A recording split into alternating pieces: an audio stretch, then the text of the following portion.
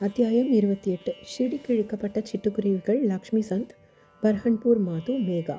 சாயி முடிவானவரோ வரையறைக்கு உட்பட்டவரோ அல்ல. எறும்பு பூச்சிகள் முதற்கொண்டு பிரம்மா வரையிலுள்ள எல்லா ஜீவராசிகளிலும் அவள் உறைந்திருக்கிறார். அவர் சர்வவியாபி. வேத ஞானத்தில் நன்றாக பயிற்சியுடையவர். அங்கனமே ஆத்ம உணர்விலும் இவை இரண்டிலுமே அவர் வல்லவராகியால் சத்குருவாயிருப்பதற்கு அவர் மிக பொருத்தமானவர். சீடர்களை தட்டி எழுப்பி அவர்களது ஆத்ம உணர்வில் ஸ்தாபிக்க இயலாத யாரும் அவ்வளவு கற்றறிந்தவராக இருப்பினும் சத்குரு என்றழைக்கப்படுவதற்கு தகுதியுடையவராகார். பொதுவாக இவ்வுடலை அன்னை ஈன்றெடுக்கிறாள். தவறாமல் வாழ்வு சாவு பின் தொடர்கிறது.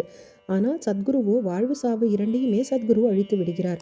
எனவே மற்றவரை காட்டிலும் அதிக கருணையும் அன்பும் உடையவர். சாய்பாபா அடிக்கடி கூறுவது, எனது ஆள் எவ்வளவு தூரத்தில் இருந்தாலும், என்னிடமிருந்து 3000 மைல்களுக்கு அப்பால் இருந்தாலும் காலில் நூல் கட்டியுள்ள சிட்டுக்குருவியை போன்று ஷிர்டிக்கு இழுக்கப்படுவான்.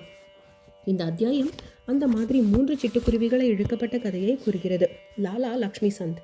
பம்பாயில் ஸ்ரீ வெங்கடேஸ்வர் அச்சகரத்தில் இம்மனிதர் பணியாற்றி வந்தார். பின்னர் ரயில்வே டிபார்ட்மெண்ட்டிலும் அதன் பின் ராலி பிரதர்ஸ் என்ற கம்பெனியிலும் இவர் குமாஸ்தாவாக பணியாற்றினார். 1910 அவர் பாபாவின் தொடர்பு பெற்றார். கிறிஸ்துமஸுக்கு ஓராண்டு மாதங்களுக்கு முன்பாக தாடியுடன் கூடிய கிழவர் ஒருவர் தம் பக்தர்கள் படைசூழ நின்று கொண்டிருப்பதை தன் சாந்தா க்ரூஸ் இருக்கும் பொழுது கனவில் கண்டார்.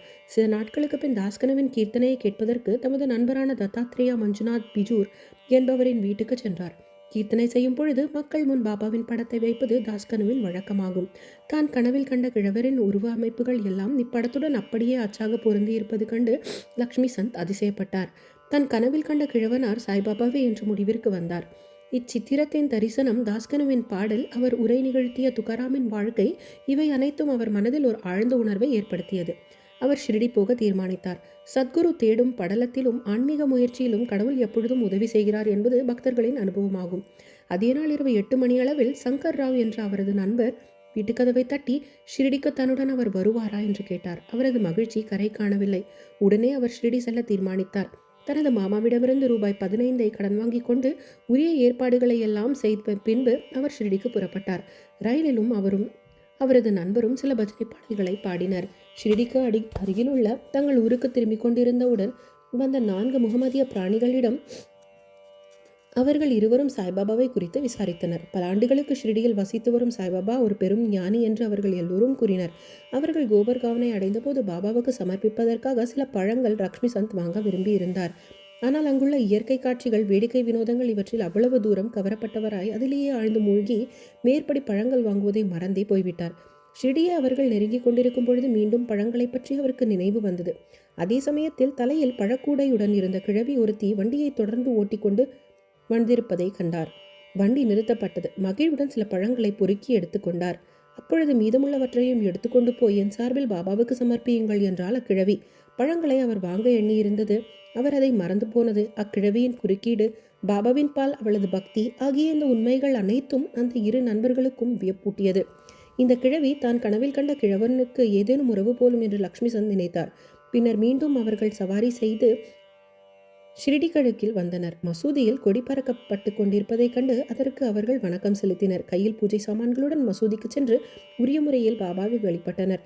லக்ஷ்மி சந்த் பாபாவை கண்டதும் மிகவும் மனமுருகி அதிக மகிழ்ச்சி அடைந்தார். நறுமணம் கமழும் தாமரை மலரால் தேனி ஒன்று கவரப்படுவது போல பாபாவின் திருவடிகளில் அவர் கவரப்பட்டார். பின்னர் பாபா கூறினார், வஞ்சகமான ஆசாமி, வழியில் பஜனை செய்கிறான், மற்றவர்களை விசாரிக்கிறான். ஏன் மற்றவர்களை கேட்க வேண்டும்? நமது கண்களாலேயே எல்லாவற்றையும் நாம் காண வேண்டும். மற்றவர்களை கேட்க வேண்டிய அவசியம் என்ன? உனது கனவு பொய்யா என்று நீயே எண்ணிப்பார். மார்வாடியிடமிருந்து கடன் வாங்கி கொண்டு தரிசனத்திற்காக வரவேண்டியதன் தேவை என்ன? உள்ளத்தின் ஆசை இப்பொழுது நிறைவடைந்ததா? இம்மொழிகளை கேட்டு பாபாவின் சர்வவியாபித்துவத்தை கண்டு லக்ஷ்மி சந்த் அதிசயமடைந்தார். தனது வீட்டிலிருந்து தன் ஷிர்டிக்கு வரும் வழியில் நிகழ்ந்தது எல்லாவற்றையும் பாபா அறிந்தது எங்கனம் என்று திகைத்து நின்றார். தமது தரிசனத்தை பெறுவதற்கோ எந்த ஒரு விழா நாட்களை கொண்டாடுவதற்கோ தீர்த்த யாத்திரை செய்வதன் பொருட்டோ மக்கள் கடனாளியாகுவது பாபாவுக்கு பிடிக்கவே பிடிக்காது என்பதை இவ்விடத்தில் முக்கியமாக கவனிக்க வேண்டிய விஷயமாகும். சன்சா கோதுமை பணியாரம். மத்தியான வேளையில் லக்ஷ்மி சந்த் உணவுக்காக அமர்ந்து கொண்டிருக்கும் பொழுது ஒரு பக்தரிடமிருந்து பிரசாதமாக கொஞ்சம் சன்சாவை அவர் பெற்றார். மறுநாளும் அதை அவர் எதிர்பார்த்தார். ஆனால் ஒன்றும் பெறவில்லை. எனவே அதை பெற அவர் கவலையுற்றார். 3ஆம் நாள் பாபாவிடம் ஆர்த்தி நேரத்தின் பொழுது என்ன நைவேத்தியம் தான் கொண்டு வர வேண்டும் என ஜோக் கேட்டார். சன்சாவை கொண்டு வரும்படி பாபா கூறினார். பின் பக்தர்கள் 2 பானை நிறைய சன்சாவை கொண்டு வந்தார்கள். லக்ஷ்மி சந்த் மிகவும் பசியாய் இருந்தார். அவர் முதுகில் கொஞ்சம் வலி இருந்தது. பாபா பொழுது நீ பசியாயிருப்பது நன்று, அதற்காக கொஞ்சம் சன்சாவை உட்கொள், முதுகுவலிக்கு ஏதாவது மருந்து போட்டுக்கொள் என்று அவரிடம் கூறினார். பாபா மீண்டும் தம் மனதை படித்து அங்கு என்ன நடந்து கொண்டிருக்கிறது என்பதை உணர்த்தியது குறித்து அவர் மீண்டும் ஆச்சரியத்தில் தாக்கப்பட்டார். எத்தகைய சர்வவியாபியாக பாபா இருக்கிறார்! திருஷ்டி. இத்தருணத்தில் லக்ஷ்மிகாந்த் ஒருமுறை ஓர் இரவு சாவடி ஊர்வலத்தை கண்ணுற்றார். பாபா அப்பொழுது இருமலால் மிகுந்த அல்லல் பட்டு கொண்டிருந்தார். பாபாவின் இத்தொல்லை சிலரின் திருஷ்டிப்பட்டதால் இருக்க வேண்டும் என்று நினைத்தார். மறுநாள் காலை அவர் மசூதிக்கு சென்ற பொழுது பாபா ஷாமாவிடம், நேற்றிரவு நான் இருமலால் அவதியுற்றேன். அது திருஷ்டியினாலா? சிலரின் திருஷ்டி என் மீது வேலை செய்கிறது, எனவேதான் நான் கஷ்டப்பட்டு கொண்டிருக்கிறேன் என்றார். விஷயத்தில் லக்ஷ்மிகாந்தின் உள்ளத்தில் இருந்ததை பாபா பேசினார். பாபாவின் சர்வ வியாபித்துவத்திற்கான இந்த நிரூபணங்களையெல்லாம் கண்டுவிட்டு பாபாவை சாஷ்டாங்கமாக நமஸ்கரித்து, நான் தங்கள் தரிசனத்தால் பெரும் மகிழ்ச்சி அடைந்தேன். எப்பொழுது என்பால் அன்பு கொண்டு தயவுள்ளவராக இருந்து என்னை காத்து ரட்சியுங்கள். தங்கள் பாதாம்பூஜத்தை தவிர பிறதொரு கடவுள் எனக்கில்லை. தங்கள் பஜனையின் பாலும் பாத கமலங்களின் பாலும் ஏன் மனம் எப்பொழுதும் லைத்திருக்கட்டும். இவ்வுலகில் துன்பங்களிலிருந்து தங்களின் அருள் எங்களை பாதுகாக்கட்டும். நான் எப்பொழுதும் தங்கள் நாமத்தையே உச்சரிக்க வேண்டும், மகிழ்வுடன் இருக்க வேண்டும் என்று வேண்டினார். பாபாவின் ஊதியையும் ஆசீர்வாதத்தையும் பெற்றுக்கொண்டு மிகவும் அகமகிழ்ந்து திருப்தியுற்று வழியெல்லாம் பாபாவின் புகழை பாடிய வண்ணம் தன் நண்பருடன் வீடு திரும்பினார். அது முதற்கொண்டு பாபாவின் தீவிர பக்தராக அவர் இருந்தார். ஷீடிக்கு செல்லும் எந்த நண்பனிடமும் பூமாலைகள், தட்சிணை, கற்பூரம் இவைகளை அவள் கொடுத்து அனுப்புவார். பர்ஹன்பூர் அம்மையார். இப்பொழுது நாம் மற்றும் ஒரு குருவியிடம் திரும்புவோம். பக்தனுக்கு பாபா அழைக்கும் பெயர் குருவி. பர்ஹன்பூரில் உள்ளது ஒரு மாது சாய்பாபா தன் வீட்டிற்கு வந்து அவர் தம் உணவுக்காக கிச்சடி பிச்சை கேட்டுக்கொண்டிருப்பதை கனவு கண்டாள். விழித்து பார்க்கையில் வாசற்படியில் யாரையும் காணும். எப்பொழுதும் அக்காட்சியின் அவள் மனம் நெகிழ்ந்து தன் கணவன் உள்ளிட்ட அனைவருக்கும் கூறினாள். தபால் இலாக்காவில் அவர் பணியாற்றி வந்தார். அவர் அகோலாவுக்கு மாற்றப்பட்ட போது பக்தர்களான கணவனும் மனைவியும் ஷிரடிக்கு போவதென தீர்மானித்தனர். ஒரு பொருத்தமான நாளில் இருவரும் புறப்பட்டு வழியில் கோமதி தீர்த்தத்திற்கு சென்றுவிட்டு ஷிரடிக்கு அடைந்து அங்கு 2 மாதங்கள் தங்கினர். ஒவ்வொரு நாளும் அவர்கள் மசூதியை அடைந்து பாபாவை வழிபட்டு காலத்தை சந்தோஷமாக கழித்தனர். அவ்விருவரும் கிச்சடியை நைவேத்தியமாக சமர்ப்பிக்க ஷிரடிக்கு வந்தனர். ஆனால் முதல் 14 தினங்களுக்கு என்ன காரணத்தினாலோ அதை சமர்ப்பிக்க அவர்களுக்கு இயலவில்லை. அப்பெண்மணிக்கு இந்த காலதாமதம் பிடிக்கவில்லை. பின் 15வது நாள் அவள் தனது கிச்சடியுடன் மசூதிக்கு வந்தாள். பாபாவும் மற்றவர்களும் ஏற்கனவே சாப்பாட்டுக்காக அமர்ந்து கொண்டிருப்பதையும் திரை தொங்கவிடப்பட்டதையும் கண்டாள். ஆனால் அவளால் பொறுக்க இயலவில்லை. திரையை கையால் விலக்கிவிட்டு உள்ளே நுழைந்தாள். அப்பலகாரத்துடன் அவள் வந்ததும் பாபா மிகவும் மகிழ்ந்து கரண்டி கரண்டியாக கிச்சடியை உண்டார். இவ்விஷயத்தில் பாபா ஊக்கத்தை கண்டு எல்லோரும் அதிசயம் அடைந்தனர். இந்த கிச்சடி கதையை கேட்பவர்களுக்கெல்லாம் பக்தரின் பால் பாபா கொண்டிருந்த அசாதாரண அன்பு உறுதியாயிற்று. மேகா.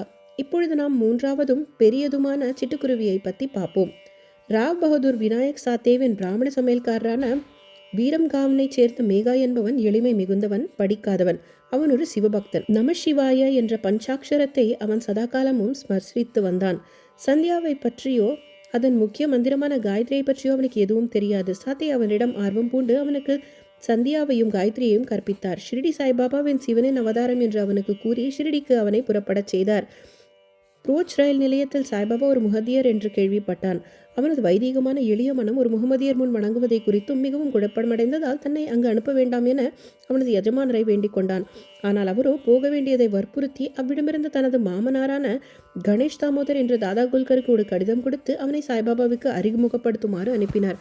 அவன் ஷிரடிக்கு சென்று மசூதியை அடைந்த பொழுது பாபா மிகவும் கோபமாய் இருந்தார். அவனை மசூதிக்குள் நுழைய விடவில்லை. அந்த ராஸ்கலை வெளியே தள்ளு என்று கர்ச்சித்தார். நீ உயர்ந்த ஜாதி பிராமணன், நான் கீழான முகமதியன். இங்கு வருவதால் நீ உனது ஜாதியை இழந்து விடுவாய். எனவே நீ போய்விடு என்று அவனை நோக்கி உரைத்தார். இவ்வுரைகளை கேட்டதும் மேகா நடுநடுங்க தொடங்கினான். தன் மனதில் என்ன நிகழ்ந்து கொண்டிருக்கிறது என்பதை பாபா எங்கனம் அறியலானார் என்பது குறித்து அவன் ஆச்சரியப்பட்டு கொண்டிருந்தான்.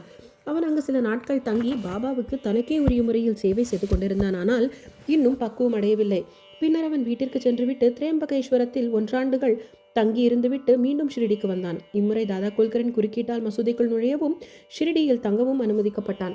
மேகாவுக்கு பாபா உதவியது வாய்மொழி குறிப்புகள் எதனாலும் அல்ல. மேகாவின் மேல் அவர் மானசீகமான அருள் செய்தார். இதனால் மேகா பெருமளவு மாறுதலுற்று நன்மை அடைந்தான். பின்னர் சாய்பாபாவை சிவனின் அவதாரமாகவே அவன் கருதலானான். சிவனை வழிபடுவதற்கு வில்வ இலைகள் தேவையாயிருந்ததால் மேகா ஒவ்வொரு நாளும் அவைகளை கொணர்வதற்காக மைல் கணக்கில் நடந்து சென்று தனது சிவனை வழிபடுவான்.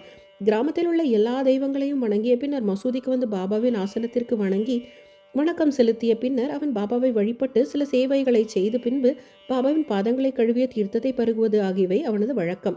ஒருமுறை கண்டோபா கோவிலில் கதவு சாத்தியிருந்ததால் அவன் அந்த கடவுளை வழிபடாமலேயே மசூதிக்கு வந்தான். பாபா அவனது வணக்கத்தை ஏற்றுக்கொள்ளாமல் கதவு திறந்திருக்கிறது என்று கூறி திருப்பி அனுப்பிவிட்டார். மேகா அங்கு சென்று கதவு திறந்தது கண்டு கண்டோபாவை வணங்கிய பின் வழக்கம் போல் பாபாவிடம் திரும்பி வந்தான். கங்கா ஸ்நானம். ஒரு மகர சங்கராந்தி தினத்தன்று பாபாவின் உடலில் சந்தனம் பூசி அவரை கங்கை நீரால் குளிப்பாட்ட மேகா விரும்பினான். இந்த செயல்முறைக்கு உடன்பட்ட முதலில் பாபா மனதில்லாதவராய் இருந்தார். ஆனால் அவனது தொடர்ந்த வேண்டுதல்களின் காரணமாக சம்மதித்தார். கோமதி ஆற்றிலிருந்து புனித நீர் கொணர்வதற்காக அவன் 24 மைல் கடந்து போய் வர வேண்டும். அவ்வாறு நீர் கொண்டு வந்து மத்தியான ஸ்நானத்திற்காக எல்லா ஏற்பாடுகளையும் செய்துவிட்டு பாபாவை அதற்காக தயாராக இருக்கும்படி கேட்டுக்கொண்டான். ஒரு பக்கரி என்ற முறையில் தனக்காக கங்கை நீரும் ஒன்றும் தொடர்பு இருக்கவில்லை என்று கூறி மீண்டும் அவனிடம் இந்த குழியிலிருந்து தப்பிக்கொள்ள வேண்டினார். ஆனால் மேகா அதற்கு செவி சாய்க்கவில்லை. கங்கை நீர் அபிஷேகத்தால் சிவபெருமான் மகிழ்கிறார் என்று அவனுக்கு தெரியும். அந்த நல்ல நாளன்று அவனது சிவாவிற்கு இந்த அபிஷேகத்தை செய்தாக வேண்டும் என்று அவன் நினைத்தான். பின்னர் பாபா சம்மதித்து கீழிறங்கி வந்து ஆசன பலகையில் அமர்ந்து தலையை முன்னால் நீட்டிக்கொண்டு, ஓ மேகா, இதையாவது தயவு செய்து செய்வாயாக. தலையே உடம்பிற்கு பிரதானமாக பாகமாதலால் தலைமேல் மட்டும் நீர் ஊற்று. உடம்பு முழுவதும் குளிப்பதற்கு அது சமமாகும் என்றார். அப்படியே என்றான் மேகா. அபிஷேக கலையத்தை மேல் தூக்கி தலையின் மேல் ஊற்றத் தொடங்கினான். ஆனால் அப்படி செய்து கொண்டிருக்கும் பொழுது அன்பால் மிகவும் உணர்ச்சி வசப்பட்டு ஹர் ஹர் கங்கே என்று கூறிவிக்கொண்டே அவர் உடல்வில் முழுவதும் நீரை ஊற்றிவிட்டான். கலையத்தை புறத்தில் வைத்துவிட்டு பாபாவை பார்க்கத் தொடங்கினான். அவனது வியப்பிற்கும் ஆச்சரியத்திற்கும் ஏற்ப பாபாவின் தலை மட்டுமே நனைந்திருந்தது. உடம்பு ஈரமில்லாமலேயே இருந்தது. திரிசூலமும் லிங்கமும்.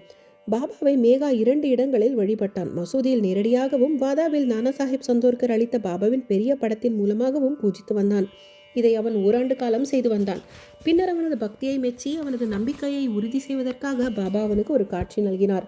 ஒரு நாள் அதிகாலையில் மேகா இன்னும் படுக்கையை விட்டு எழாமல் இருக்கையில், ஆனால் கண்கள் மூடியிருந்த நிலையில் பாபாவின் உருவத்தை அவன் தெளிவாக கண்டான்.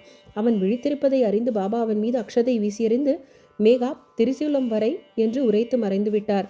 இவ்வார்த்தைகளை கேட்டு அவன் அவளுடன் கண்களை திறந்தான். ஆனால் அங்கு பாபாவை காணவில்லை. அக்ஷதை மட்டும் அங்குமிகும் சிதறி கிடப்பதை கண்டான். பின்னர் பாபாவிடம் சென்று காட்சிகளை பற்றி கூறி ஒரு திரிசூலம் வரைவதற்கு அவனின் இசைவையும் கேட்டான். பாபா, திரிசூலம் வரையும்படி நான் உன்னை கேட்ட மொழிகளை நீ கேட்கவில்லையா? எனது மொழிகள் எப்பொழுதும் பொருள் எனும் சூழ் கொண்டிருக்கின்றன, ஒருபொழுதும் வெறுமையானதல்ல. மேகா, என்னை தாங்கள் எழுப்பியதாக கருதினேன். ஆனால் எல்லா கதவுகளும் மூடியிருந்ததால் அதை ஒரு காட்சியாக நினைத்தேன். பாபா, நான் நுழைவதற்கு எனக்கு எவ்வித கதவும் தேவையில்லை. நான் எவ்வித உருவமோ நீளமோ கிடையாது. எப்பொழுதும் எங்கும் நான் வசிக்கிறேன். என்னை நம்பி என்பால் லயமாகும் மனிதனின் எல்லா காரியங்களையும் பொம்மலாட்டத்தை போன்று நான் நடக்கிறேன். மேகா வாதாவுக்கு திரும்பி வந்து பாபாவின் படத்தருகே சிவப்பு திருசூலம் ஒன்றை சுவரில் வரைந்தான். மறுநாள் புனேவில் இருந்து ஒரு ராம்தாசி பக்தர் வந்து பாபாவை வணங்கி அவருக்கு ஒரு லிங்கத்தை சமர்ப்பித்தார். இச்சமயம் மேகாவும் அவ்விடம் வந்தான். பாபா அவனிடம், பார், சங்கர் வந்துவிட்டார், இப்பொழுது அவரை காப்பாற்று. சூலத்தை லிங்கமுடனே சேர்த்து வந்து கண்டு மேகா மிகவும் அதிர்ச்சி அடைந்தான். வாதாவிலும் கூட காக்கா சாஹிப் தீக்ஷித் குளித்த பின் கையில் துவட்டிய துண்டுடன் நின்ற சாயியை நினைத்து கொண்டிருந்தார். அப்பொழுது மனசாட்சியில் ஒரு லிங்கத்தை கண்டார். இது குறித்து அவர் அதிசயப்பட்டு கொண்டிருக்கையில் மேகாவிடம் வந்து பாபா தனக்கு பரிசளித்த லிங்கத்தை அவரிடம் காட்டினான். தான் சில நிமிட நேரங்களுக்கு முன் காட்சியில் தரிசனம் செய்த லிங்கம் இதனுடன் அச்சாக பொருந்தி இருப்பது கண்டு அவர் மிகவும் மகிழ்வுற்றார். சில நாட்கள் திருசூலம் வரைவதும் முடிவடைந்தது. பாபா அந்த லிங்கத்தை மேகா வழிபட்டு கொண்டிருந்த போது பெரிய படத்தின் அருகில் ஸ்தாபித்தார். சிவபூஜை செய்வது மேகாவுக்கு மிகவும் பிடித்தமானது. திரிசூலம் வரைய செய்வித்தும் அதன் அருகில் லிங்கத்தை ஸ்தாபித்தும் பாபா அவனது நம்பிக்கையை ஊர்ஜிதம் செய்தார். பல ஆண்டுகள் தொடர்ந்த சேவைக்கு பின்னர் ஒவ்வொரு நாள் மத்தியானமும் மாலையிலும் வழக்கமான வழிபாட்டையும் ஆரத்தியையும் செய்த பின்பு 1912 மேகா சிவபதம் சேர்ந்தான். பின்னர் பாபா தமது கைகளை அவனது உடல் மீது தடவி, இவன் என் உண்மை பக்தன் என உரைத்தார். தமது சொந்த செலவிலேயே வழக்கமான சாப்பாடு பிராமணர்களுக்கு செய்து வைக்க ஆணையிட்டார். இது காக்கா சாஹிப் தீக்ஷித்தால் நிறைவேற்றப்பட்டது. ஸ்ரீ சாயை பணிக. அனைவருக்கும் சாந்தி நிலவட்டும்.